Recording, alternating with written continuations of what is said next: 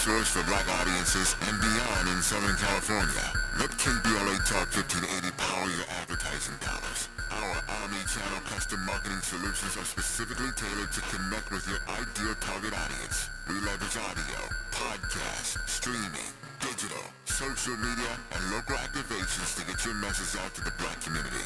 Get in touch with our advertising team today at advertising@KBLA1580.com. That's advertising at KBLA1580.com. KBLA 1580. We've got you blind.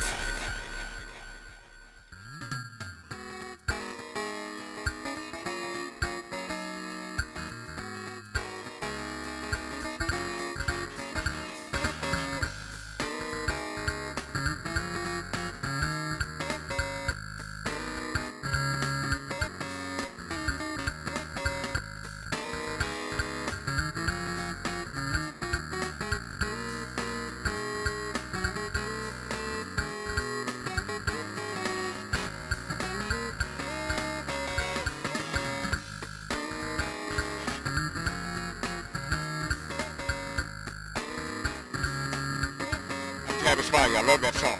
That's the instrumental version. It's a shame. There are a number of things there's a long list of things that I could say are shameful today. Even as we continue this conversation about Joe Biden standing down and endorsing Kamala Harris, we've talked about a few of those shameful things over the course of the first couple hours. What a show it has been. I promised you I was going to do my best to squeeze an 80-pound show into a 40-pound bag, and we've talked to Jonathan Dorman and Geraldo Rivera and Cornel West, Dr. Cornel West, and Auntie Maxine, Congresswoman Maxine Waters. We talked to Nick Cortez, we talked to Amy Allison, we talked, Lord, it's been a show. And now we are in this final hour, and there's still more conversations that I want to have. Pleased to welcome now another colleague of mine, Aviva Martin.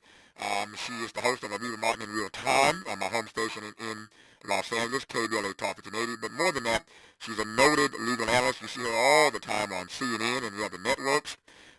She is an amazing advocate on the autism front, and she happens to be a California delegate. So she is one of those delegates that will have a say in who becomes the nominee of the party.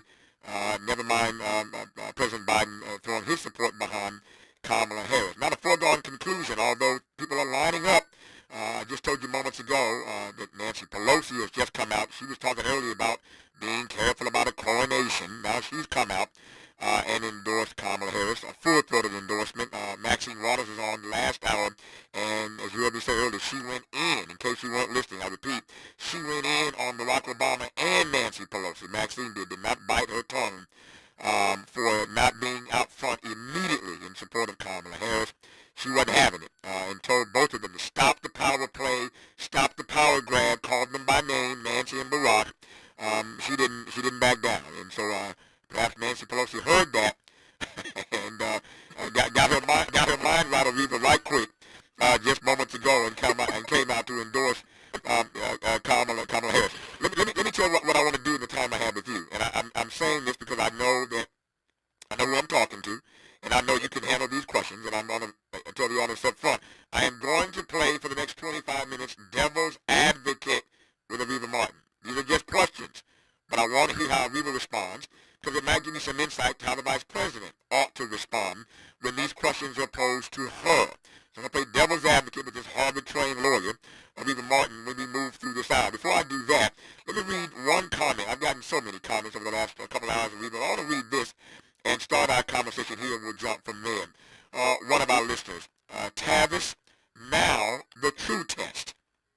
Now the true test. The tiresome refrain that black folks are not a monolith is often trotted out as a signifier justifying boneheaded black disunity in an array against the Democratic nominee for president. We, the black body politic, will soon find out if we are to be sunk by freedom to choose to be idiotically individualistic, or whether we can triumphantly rise as a pragmatic monolith to meet the existential moment. I got a smart audience, as you can tell, Aviva. How do you respond to that comment? Well, I agree with that listener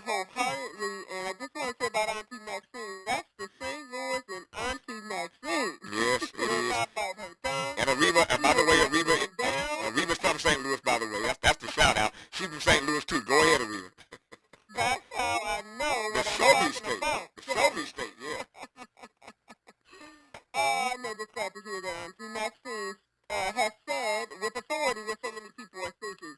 A lot of people don't want to ever bash our former black, first and only black president to date. But sometimes even those you respect have to be taken to task. So thank you, Maxine Waters, for doing that. And yes, Nancy Pelosi's endorsement, which we knew would come, came very quickly. And we know Barack Obama is coming as well. Sure.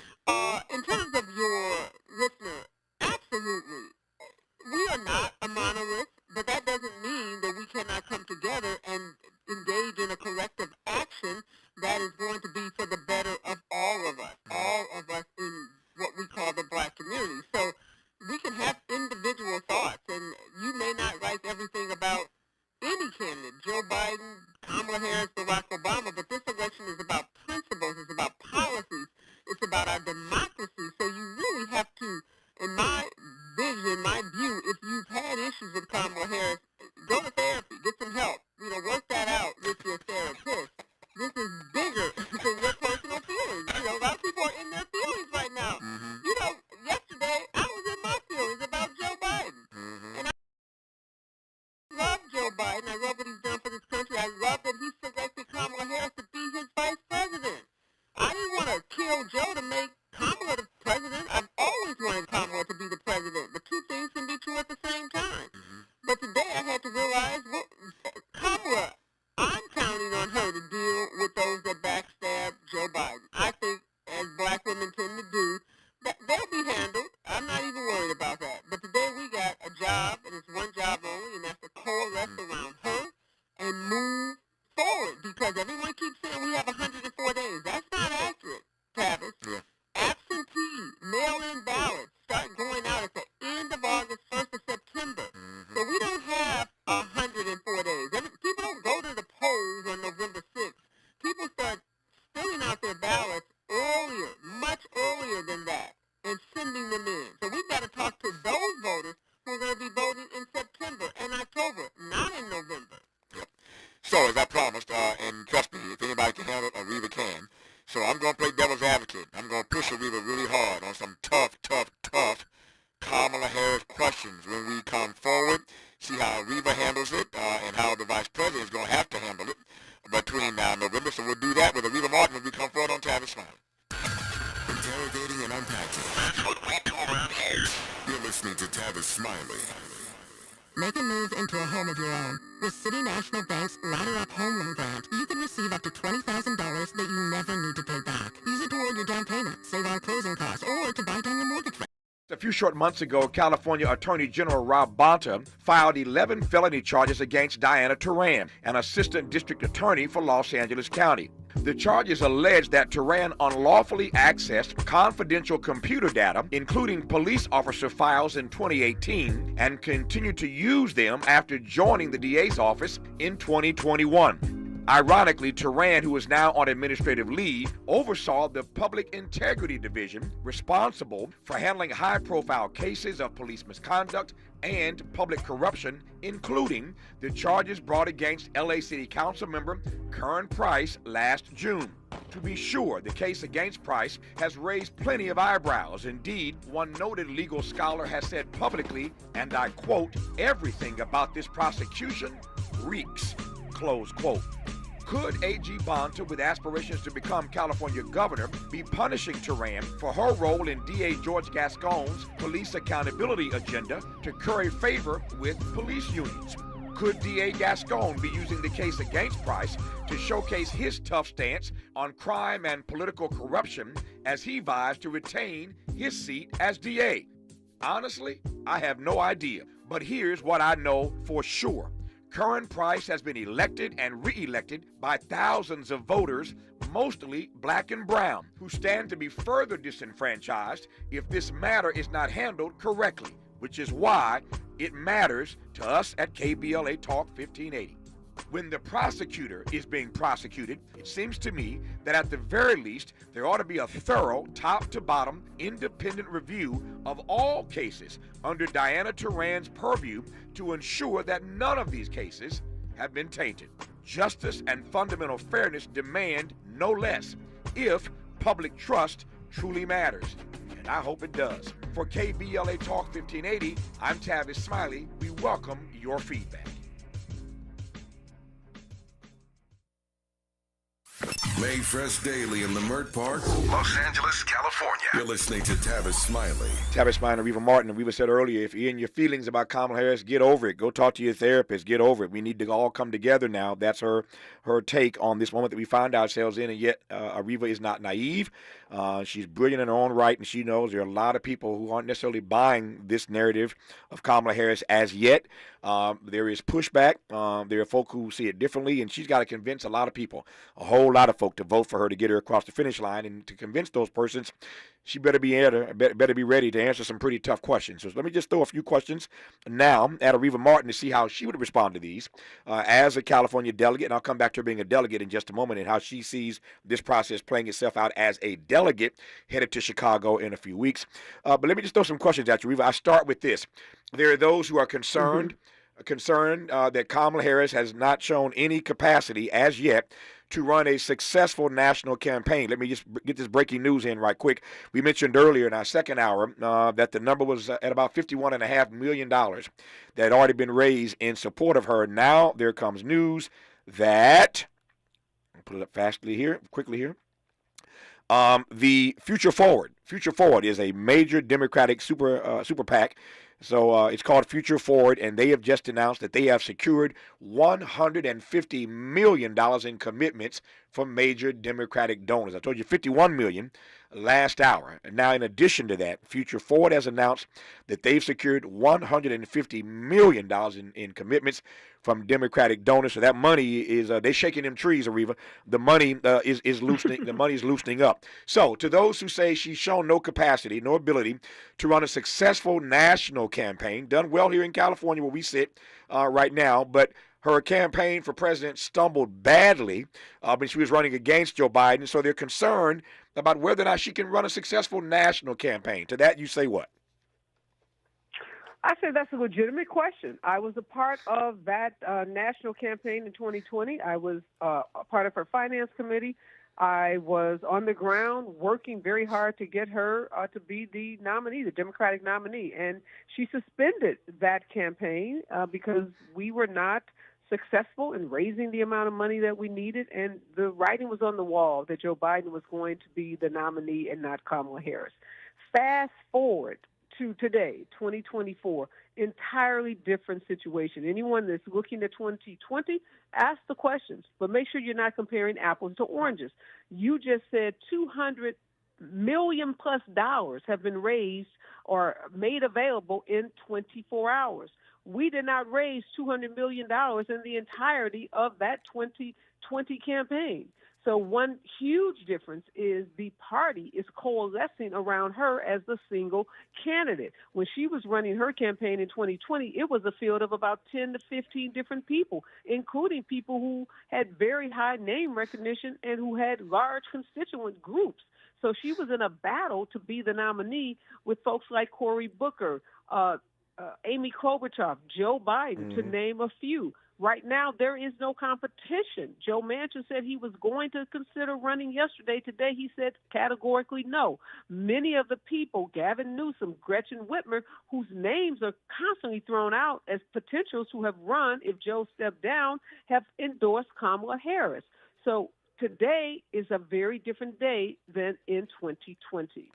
Last night, I had a dinner meeting I had to go to, and it turns out, Areva, that there were only two black folk at this long table at this meeting that was assembled, and I was one of those two black people. And because I'm Tavis Smiley, because of what I do for a living, everybody, when I walked in the door, I knew it was going to happen. They just circled around me, and as if I'm some guru, started asking me all these questions about. You're the brother of Kamala Harris. Exactly. They started asking me all these questions about what I thought about this, that, and the other. No surprise there. I'm used to that. What did surprise me last night was that in this group of 24 people, maybe 20 people, there were a significant number of Jewish brothers and sisters, and all of these Jews started asking me how I thought her husband being Jewish would play in this campaign. And then the conversation got more and more granular. And then we got to the point of his being Jewish as his wife is running for president.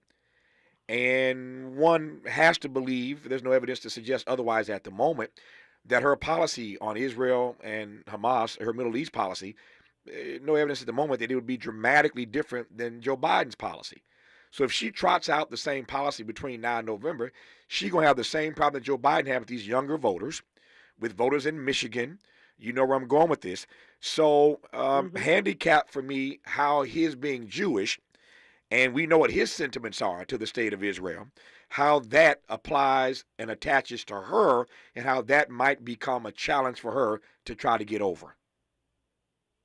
Well, first of all, I think people are making some pretty broad assumptions. It would be like saying that because you're African American, you automatically believe in reparations, when we know there are lots of African Americans who do not believe in reparations. I'm not sure what the second gentleman's policy is on Benjamin Netanyahu and the role that the U.S. should play with respect to the crisis in the Middle East.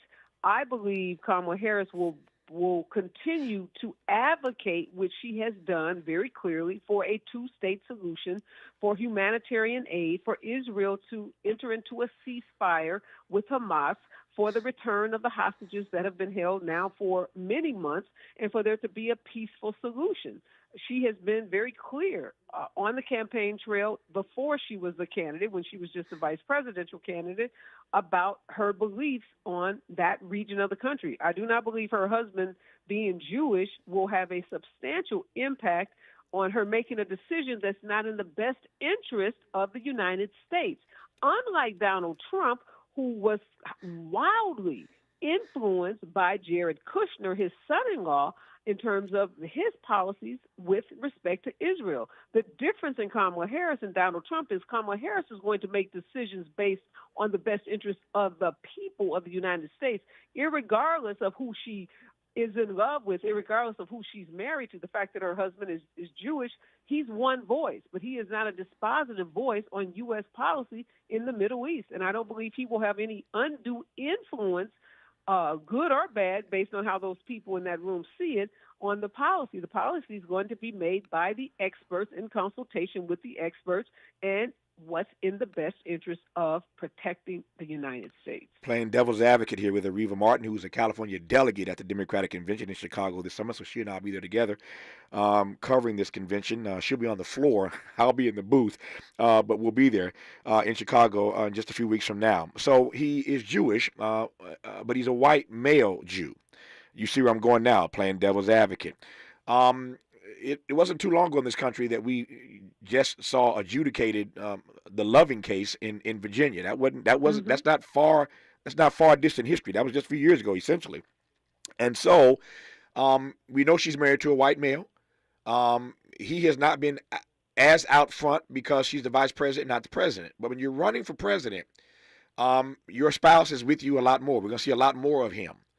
And if she brings her family on stage, as she did on the inauguration day, then she's the only black person on stage. I'm just keeping it real. It's her white husband, and her two white stepchildren.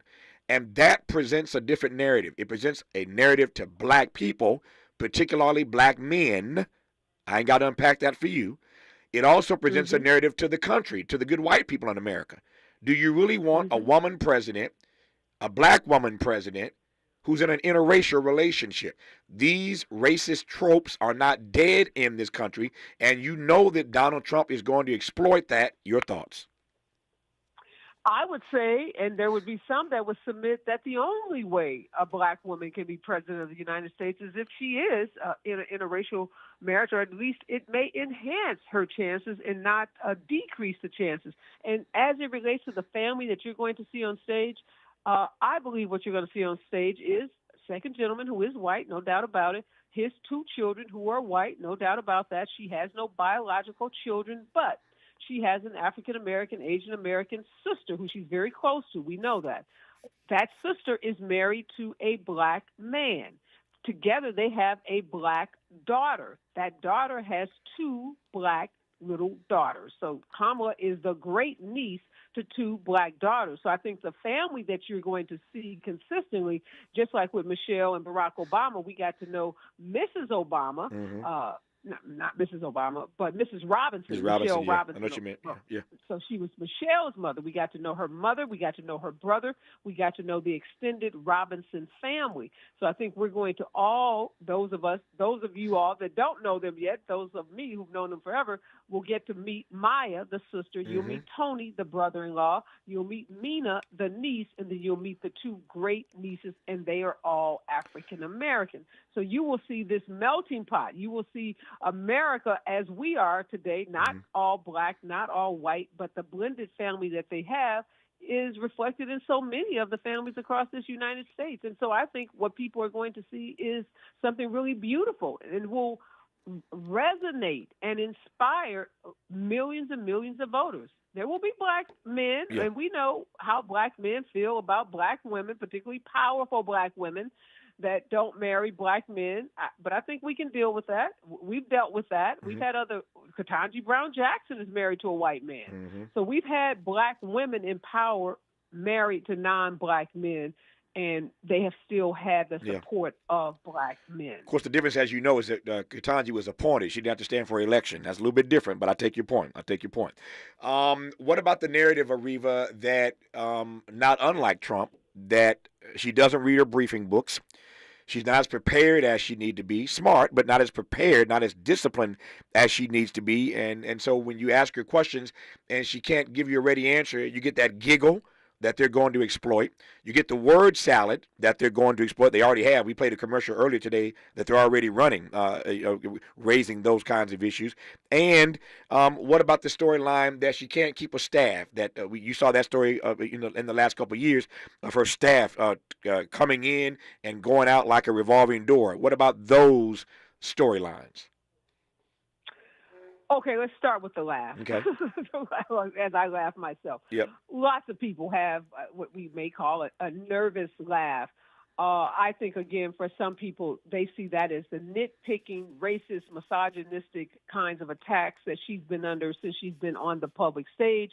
That just intensified when she was on the national stage. As for reading and studying, you don't get to be a Hastings law graduate, pass the California State Bar if you can't read, study, and retain. And I'm a witness to that. It's the hardest bar exam in the history of the country. It's still one of the hardest bar exams to take. So Kamala Harris has the intellect, the ability to read, study, retain, and to respond in the most articulate and the most, the most intellectually sound way possible. Donald Trump is no comparison to Kamala Harris. She will prosecute the case for the American people. She will do so on the national stage. She will eat him alive in a debate. I think, Tavis, he may back away from the debate. Yeah, I heard that. Let's not forget, he has built his whole campaign on being the younger of the older dudes. Yeah. Now he's got a younger, vibrant, attractive,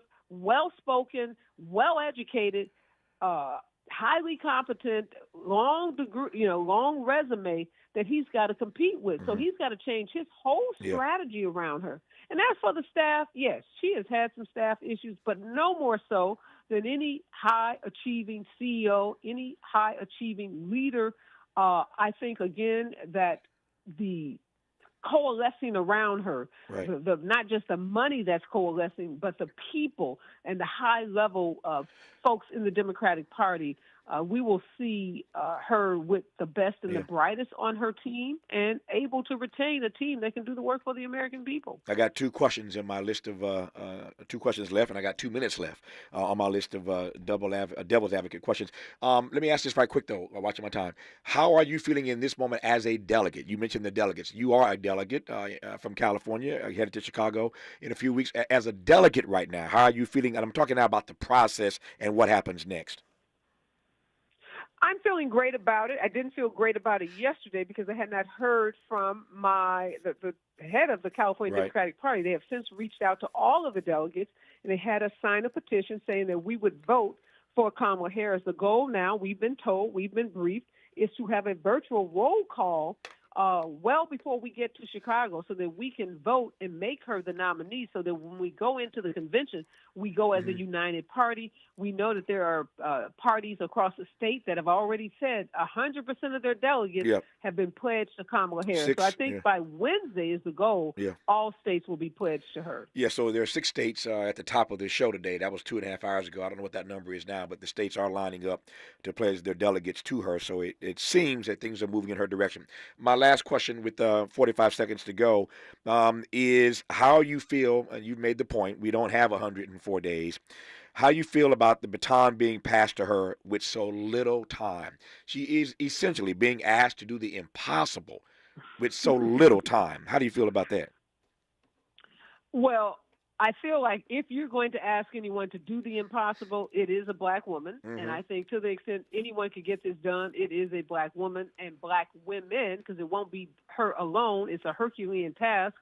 And it's going to require the work of millions and millions of people across this nation. And I think people understand this is a binary choice.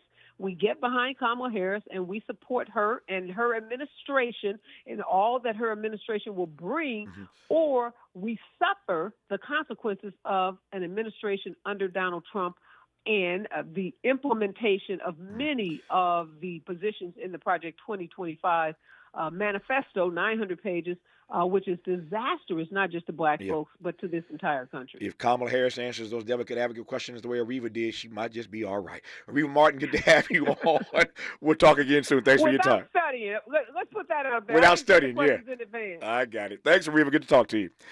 When we come forward in our last half hour, a different point of view, as we said earlier, black folk are not a monolith. Brianna Joy Gray with her take on all this when we come forward on Tavis Smiley. For all the freedom-loving folk, this is Tavis Smiley. I feel like paid for by government.com. Did you know the United States Mint has issued a new Morgan silver dollar coin in proof condition for the first time? Not only that, they are also minted in 99.9% pure silver for the first time ever in history. Coin experts are calling this an amazing opportunity for anyone that knows the enduring popularity of Morgans. But you must hurry. Only 400,000 of these legal tender silver dollars were issued. These first ever Morgan silver dollars are brand new with stunning mirror-like finish, minted by the iconic San Francisco Mint. Call now and you're guaranteed a new first ever 99.9% pure silver proof Morgan dollar. To learn more, call 1-800-973-9717. If you order now, you will receive a free coin collector bonus pack, a $25 value, free with every order. Call 1-800-973-9717 now to secure your new Morgan silver dollars before they are gone. That's 1-800-973-9717. iHeartRadio breaking news. I'm Mike Moore on the Black Information Network with this breaking news. With President Biden announcing his exit from the 2024 race for the White House, Republican Senator Rick Scott of Florida is taking steps to force him out of office as soon as possible. Scott says he plans to introduce a resolution urging the cabinet to invoke the 25th Amendment. I'm Mike Moore on the Black Information Network. More updates on this iHeartRadio station or anytime online at iHeartRadio.com. Me and the kids were always messaging. They LOL'd, I ROFL'd, but then I changed phone and the bubbles went green. But where there's a fill, there's a way. And I found a way to share what's in here. I'm tapping my heart. WhatsApp, the place to safely send messages between different devices. Message privately with everyone. Hi, I'm Kyle at Blindster.com. I started Blindster in 2010 in my garage after I overpaid for new blinds. I researched the industry, hired my mom, and 14 years later, we're one of the largest retailers of custom blinds in the U.S. Don't pay too much for new blinds. Go to Blindster.com. Is this the time? This is the KBLA Sports Minute with Ray Richardson. The Dodgers completed a 3-game sweep over the Boston Red Sox. The Dodgers had 6 home runs from 6 different players. The homestand continues tonight with the start of a 4-game series against the San Francisco Giants. The Angels played the 5,000th game Sunday in the 63-year history of their franchise. They celebrated with a win at Oakland. They snapped a 5-game losing streak to the A's. The Angels head up to Seattle for the start of a 3-game series tonight. For all alumni from schools in the SWAC Conference, the SWAC is moving their men's and women's conference basketball tournaments to Atlanta in 2025. The postseason tournaments for the HBCU schools is scheduled for March 11th to March 15th at the Gateway Center Arena, home of the WNBA Atlanta Dream. The men and women winners in the SWAC tournament earn an automatic bid to the NCAA tournament. No debates, no speculation, just the info you need. That's your KBLA Sports Minute. I'm Ray Richardson. More news, opinions, and conversation when we come forward on KBLA Talk 1580.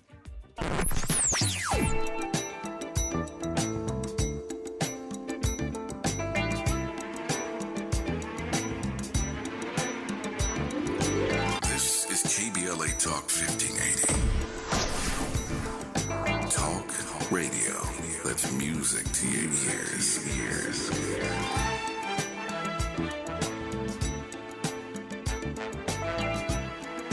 We're unapologetically progressive. KBLA Talk 1580.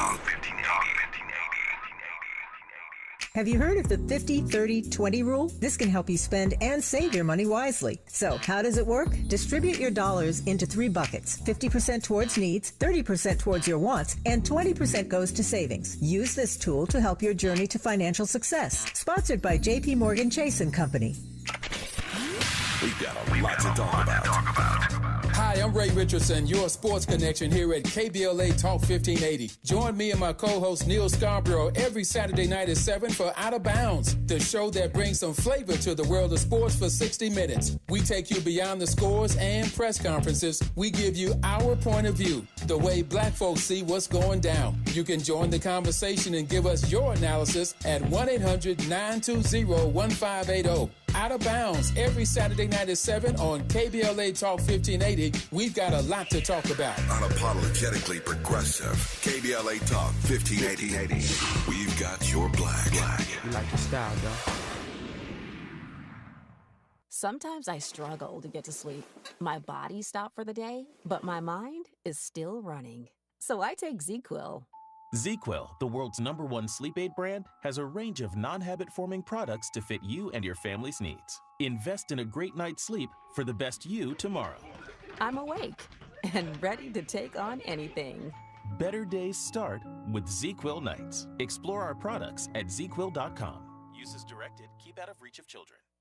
Prescriptions require an online consultation with a healthcare provider who will determine if appropriate. Restrictions apply. See website for details and important safety information. Subscription required. Price varies based on product and subscription plan. Hey guys, did you know there's a generic form of Viagra that works just the same, but is 95% cheaper? And you can get it online? Go to hims.com/joy. Through HIMS, you'll get a free medical consultation, discreet shipping if prescribed, and the process is 100% online. To start your free online visit, go to hims.com/joy. That's HIMS.com/JOY. Let's get back to more of this rich dialogue with Tavis Smiley. Please be joined now by Brianna Joy Gray, former national spokesperson for Bernie Sanders when he ran for president, now hosting her own podcast called the Bad Faith Podcast. I know before we get started in this final hour that we just talked to Reva Martin, and now we talked to Brianna Joy Gray, both black women, 2 different generations, and I expect 2 different perspectives. With that, I'm pleased to welcome Brianna Joy Gray back to this program. Brianna Joy, how are you today? I'm doing well enough. How are you? It's always a pleasure. It's always a pleasure for me as well. I'm okay. If I complained, I'd be an ingrate, although it's been quite a show. I think I've had like a dozen guests today. Everybody from Cornel West to Maxine Waters to Geraldo Rivera, and the list goes on and on and on. It's been quite the day. We're trying to get James Clyburn squeezed in. We'll get to him tomorrow. But it's been quite a day, and I'm wrapping all this with you. So we save you for the very end, Brianna Joy Gray. So you can bring the fire as you will. Let me just start with a broad question. Then I've got some specifics I want to get into with you, obviously. But broadly speaking, how are you reading this moment that took a whole nother turn yesterday? Yeah, so first and foremost, I think Biden stepping down is the right thing to do. I understand that it's historically unprecedented, and that is basically the sum total of the argument against him doing it. But when you're at a point where polls are showing that it's basically historically unprecedented that you would win, given how low your favorable numbers are, given how low you're polling at this point in the cycle. At this point, throwing everything up in the air, throwing caution to the wind, throwing a monkey wrench in the machinery, there's nowhere to go but up, basically. So I think that was the right thing for him to have done. Whether or not Kamala Harris is meaningfully improving the situation, I think the answer has got to be yes, if only because Biden's decline seemed to be so significant that it was difficult to imagine how he would get through the basics of a campaign cycle and just get to the finish line whatsoever. The question as to whether or not Kamala Harris is the best pick to enable the Democratic Party to win is a different question altogether and sort of up in the air. And I've seen some pretty bad faith arguments against her being well-positioned to at least improve significantly over Biden. But I think there are some real concerns that we can get into as well. One of those real concerns we'll get into right now. Her unfavorables are not much better than Joe Biden's. I'm looking at them right now. Her unfavorable is 52.3%, favorable 38.1%. That's not a very good favorable. So she's raising all this money. I mentioned moments ago, earlier in the show, the number was like 50.1 million. And the freedom, the PAC. Let me put it up again right quick. I'm gonna get this right. Make sure I call the name correctly. Future Forward just announced within the hour that they've secured $150 million in commitments from Democratic donors. That's a couple $100 million right there. So the money is starting to flow, but these unfavorables are really high, Brianna Joy Gray. Yeah, so here's the problem. Kamala Harris, as I've discussed and many leftists have discussed ad nauseum, was not popular when she ran for president back in 2020. She was forced to drop out of the race before California, her home state, voted because the polls were showing her behind relatively unknown Andrew Yang. That's how poorly she was received, even in her home state. I saw someone else point out today that even though she and others, including Julian Castro, all dropped out of the race, he managed to garner something like 40 times as many votes as she did, even as someone who was no longer on the ticket. So really there is no, I think, substantial Kamala Harris constituency, and that's being reflected in the polls. Mm-hmm. But other polls do suggest that generic Democrat does beat Donald Trump, depending on how they're able to stick the landing. I think that Kamala Harris has been the victim of some, not so favorable commentary of late. And there is opportunity, I think, for her to grow there, depending on how well she presents herself when she finally takes the stump and delivers in particular on the kind of pro-choice message that Joe Biden, frankly, as a reluctant pro-choice Catholic, was never very good at delivering, especially after his, cognitive impairment seemed to make him less able to deliver any sort of message. That being said, Kamala Harris is the same person who substantively got criticized for the left for her tough-on-crime policies. And the idea that she is going to galvanize a large segment of the black population, I think, is not necessarily true. I think that there are more affluent, upper-middle-class blacks, people who identify with her as an AKA or who went to HBCUs, who see themselves in her. And I think there are others who are going to be more policy-focused and principally are going to want to know whether she's able to, even if she wanted to, able to diverge meaningfully from the policies that made Joe Biden so unpopular. Are there particular policies beyond the one you just mentioned about tough on crime as it relates specifically to the African-American community that you think she's going to have a difficult time trying to explain? Yeah, I mean, for one, I think the economic policies are difficult for everyone. And some of this is not entirely Biden's fault. Obviously, he inherited a post-pandemic economy and all of those sorts of things. Mm-hmm. But Democrats have shown themselves unwilling to have significant policy reforms, the likes of which require well, now we don't have the House anymore, but would have required getting rid of the filibuster. Mm-hmm. We're talking about Supreme Court reform. We're talking about, things like Medicare for all, which even during the primary, Kamala Harris kind of nodded to the idea that she was supportive of student debt cancellation and the like.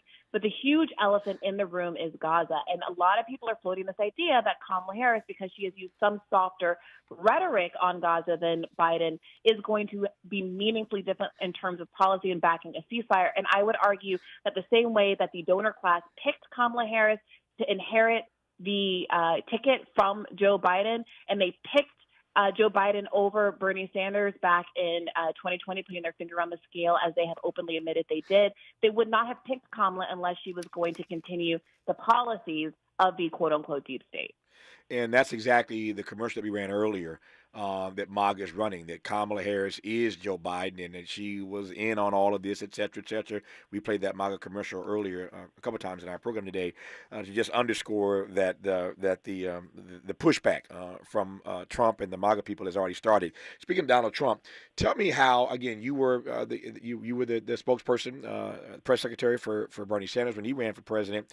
Tell me how you see, and I'm asking now for, this is in a question that allows you to illustrate for us.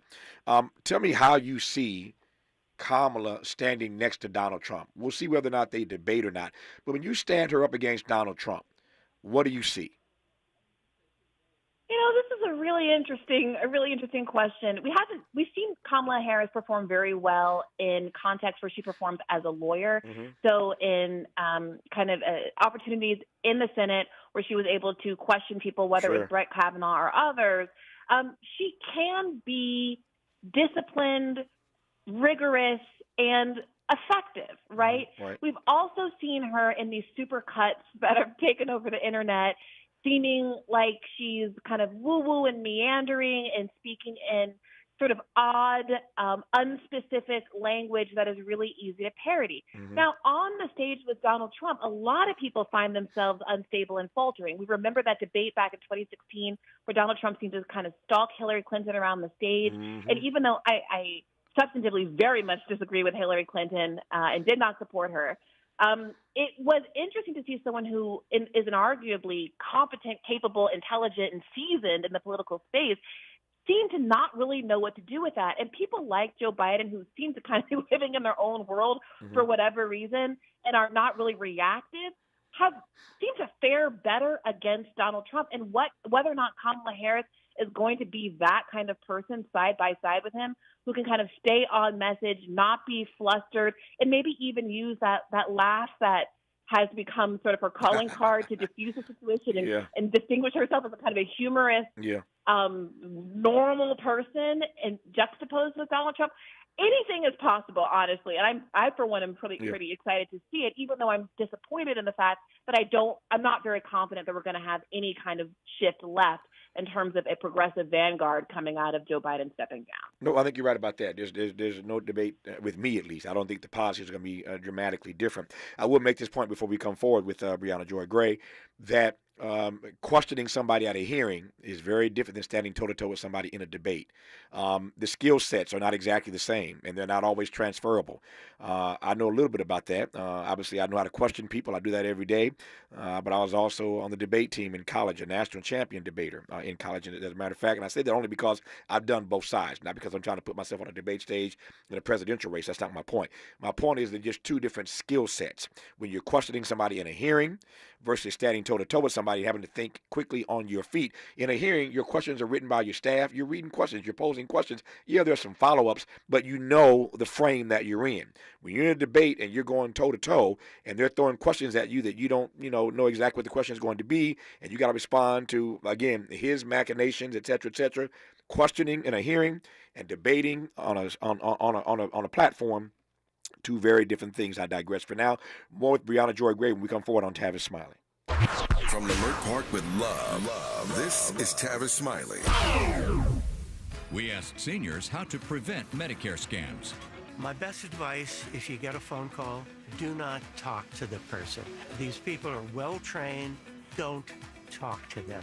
They don't know me. They're just trying to scam me. Don't be fooled. Hang up. Just hang up. Never give out your Medicare number. They're going to get your number to put in a false claim. If I get a call from someone, I don't pick up the phone, and should I pick up the phone and they ask for information, then I hang up. How do you detect Medicare fraud? Just like I check my credit card statements, I check my Medicare statements monthly. Scammers can get a hold of your number, order medical devices through your account, and you're not even going to know about it if you don't look at your statement. Check your statement every month. If you get your statement and you see something that you know you did not have done, you report it. Call your Senior Medicare Patrol. To report Medicare fraud, call the Senior Medicare Patrol at 855-613-7080. KBLA Talk 1580. We've got a lot to talk about.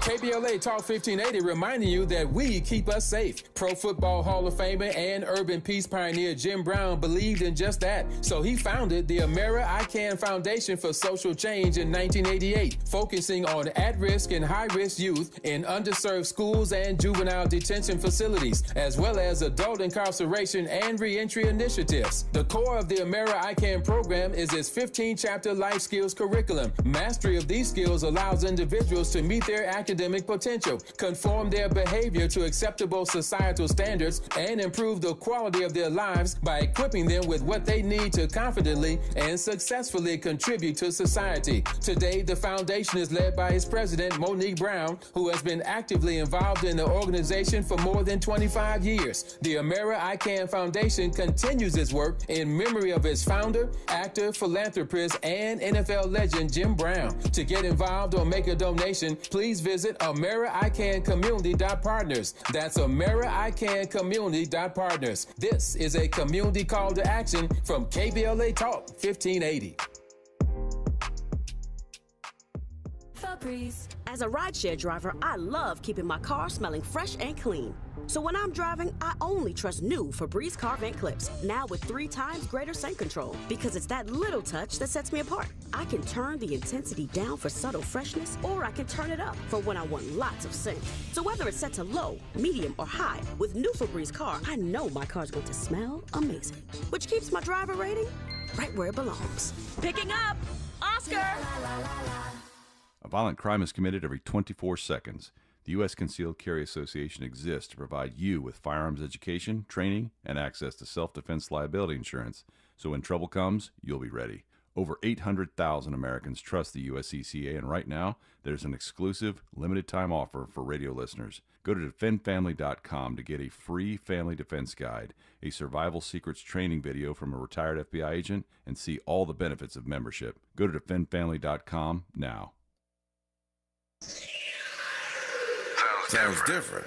Huh. This is Tavis Smiley. Tavis Smiley in conversation with the brilliant Brianna Joy Gray, host of the Bad Faith podcast, former press secretary on the campaign trail for Bernie Sanders when he ran for president. We shall see how Kamala Harris does on the stump. We shall see how she does perhaps on the stage in debate against one Donald J. Trump. But this was, I find this fascinating, Brianna. Take a listen. This was Nikki Haley when she was on the stump. Take a listen. Most Americans do not want a rematch between Biden and Trump.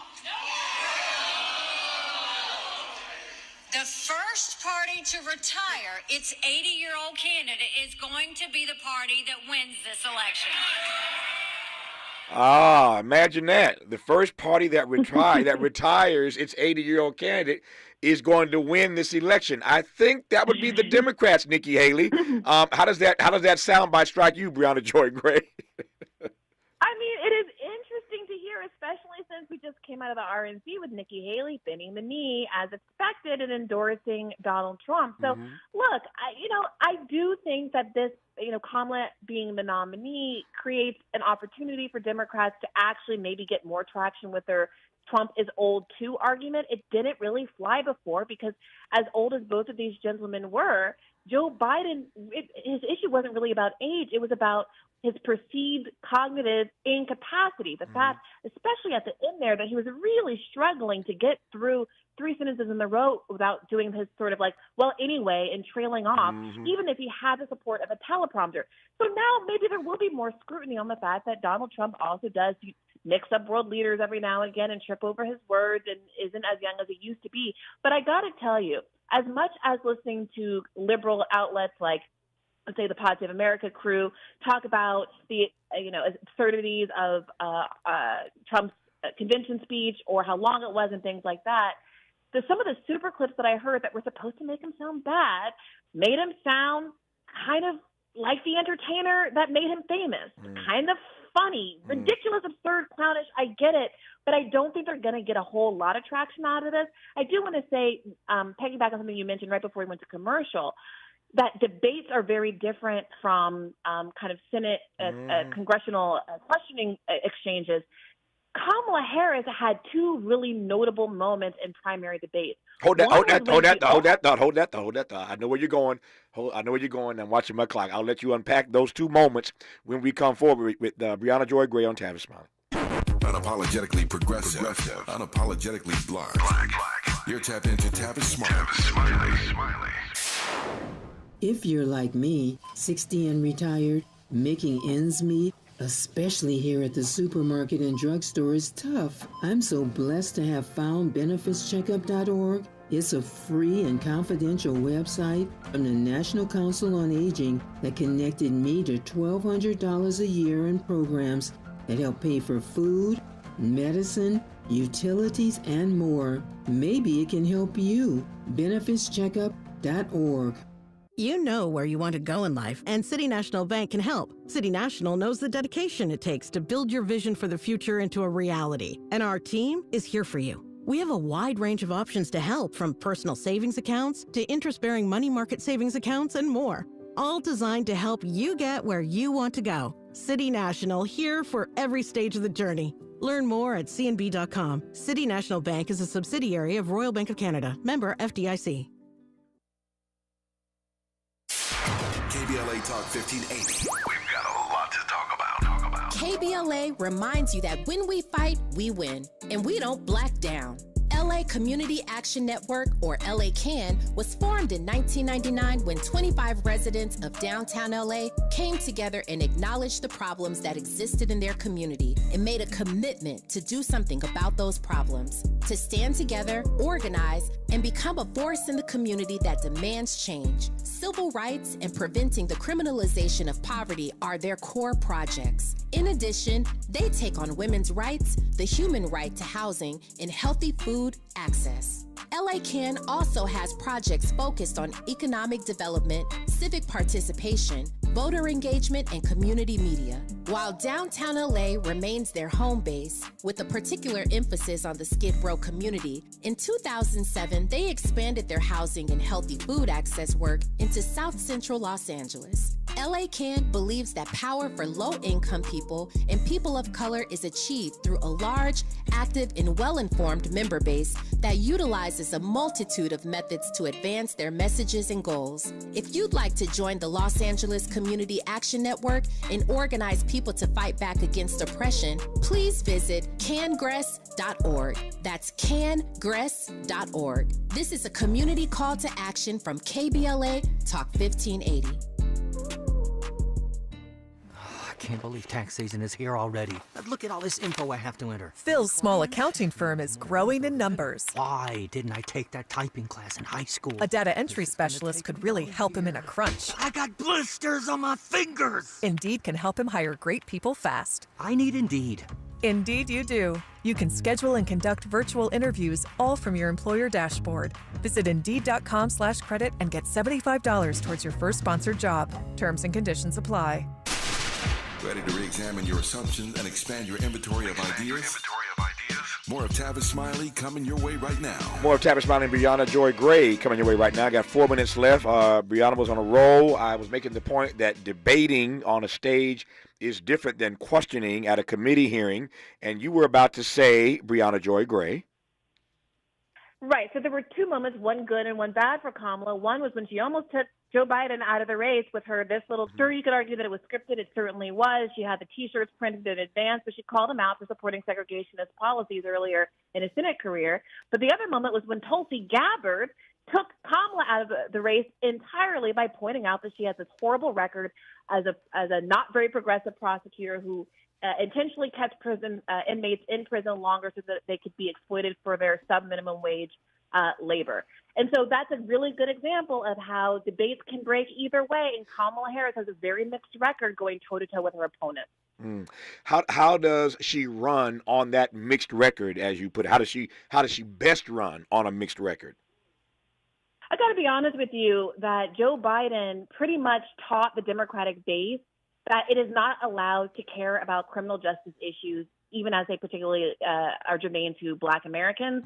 Democrats love to brag about their Black support, but in 2020, in the midst of the largest protest movement in American history, he came out and basically made the case that him beating Trump was contingent on everybody going back home and forgetting about Black Lives Matter, and everybody agreed. Everybody did it. Everybody tamped it down and said that to support defunding the police was bad for the Democratic Party's message, and now you never hear anybody say a mumbling word about it.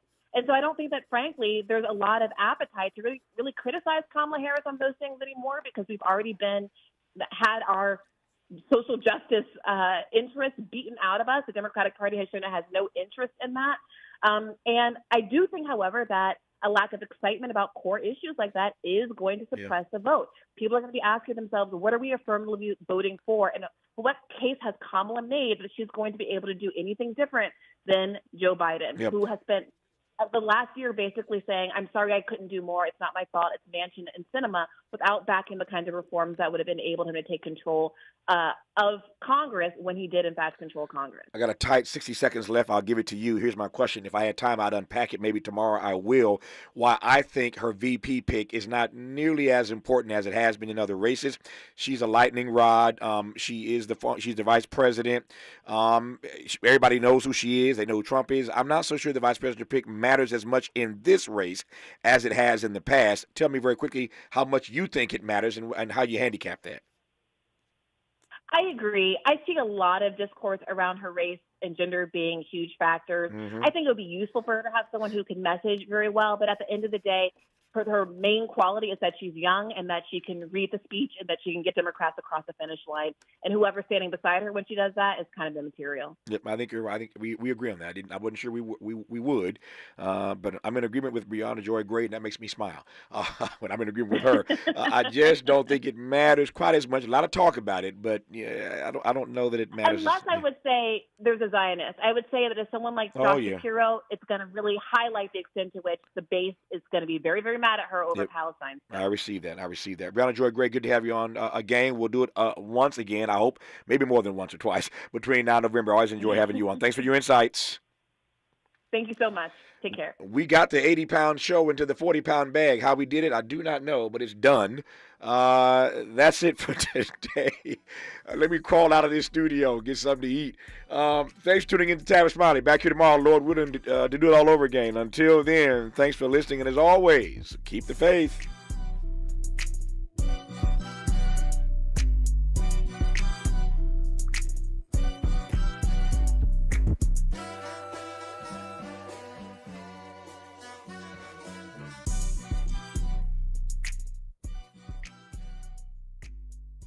KBLA 1580 Santa Monica.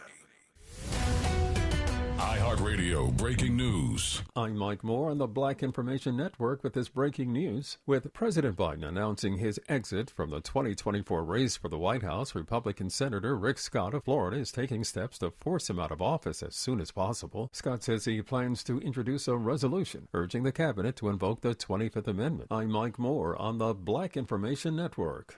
More updates on this iHeartRadio station or anytime online at iHeartRadio.com. Me and the kids were always messaging. They LOL'd, I ROFL'd, but then I changed phone and the bubbles went green. But where there's a fill, there's a way. And I found a way to share what's in here. I'm tapping my heart. WhatsApp, the place to safely send messages between different devices. Message privately with everyone. This is the KBLA Sports Minute with Ray Richardson.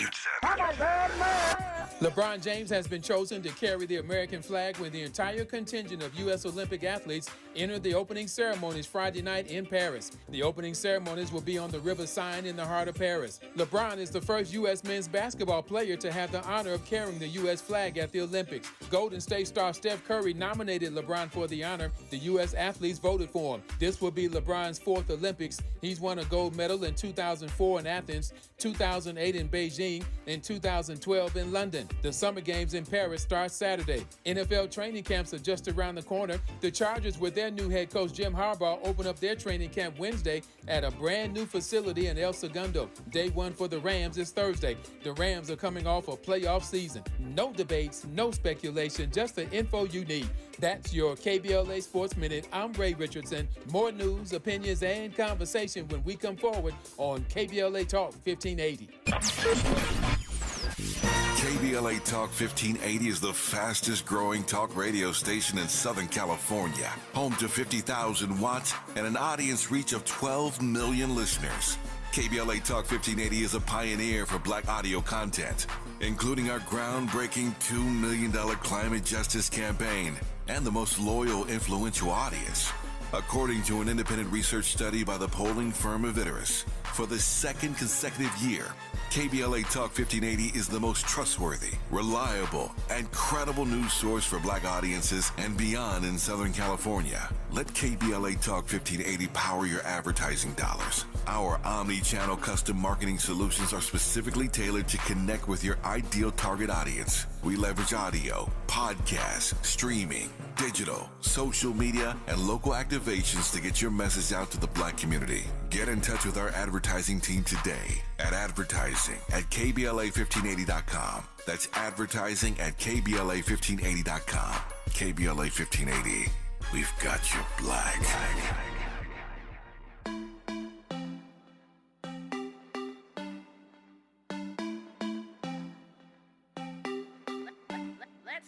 Welcome forward now. You're listening to the Millionaires Roundtable. I am your host, Lynn Richardson, here on KBLA Talk 1580, and we are creating millionaires one family at a time, one day at a time, $1 at a time, and one dime at a time, and that means you.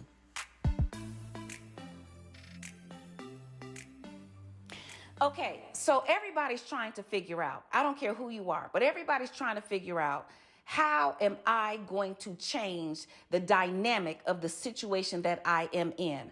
How am I going to recover from failure? How am I going to recover from financial woes? How am I going to recover from this relationship situation that I've gotten into? How am I going to recover from this life situation that I have fallen into? How am I going to recover? Well, let me tell you something. First of all, my big brother Les Brown always says, if you can look up, you can get up. But I have a specific message for you today. I want you to look at the date. Now, I'm not going to say what the date is because this could apply to any day of the year. I want you to take this message and I want it to become a universal truth for you any single day of the year that you are facing difficulty. Because the truth is, the answer is that if you are trying to change a thing, if you are trying to change your money, if you are trying to change your financial story, I've got one thing to say to you. It takes two. Hey.